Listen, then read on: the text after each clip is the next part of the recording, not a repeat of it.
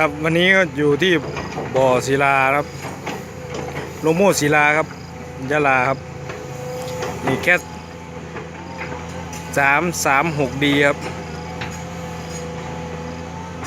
กำลังโยนกองหินอยู่ครับ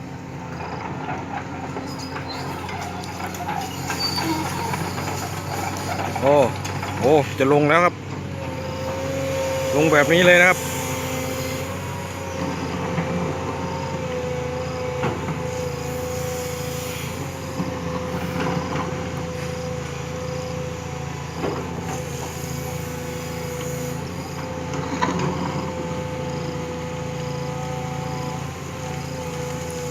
อ้าวไม่ได้ลงครับโยนต่อครับ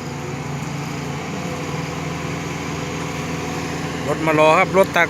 ไม่อยู่ครับรถตักไปตักหินที่ไหนไม่รู้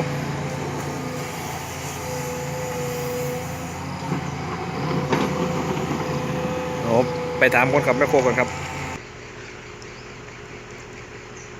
ไม่เจอครับรถตักไปไหนไม่รู้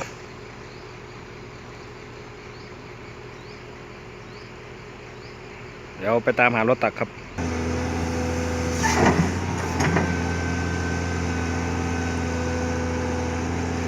ช้านะครับแต่แข็งตักทีได้เยอะด้วยครับ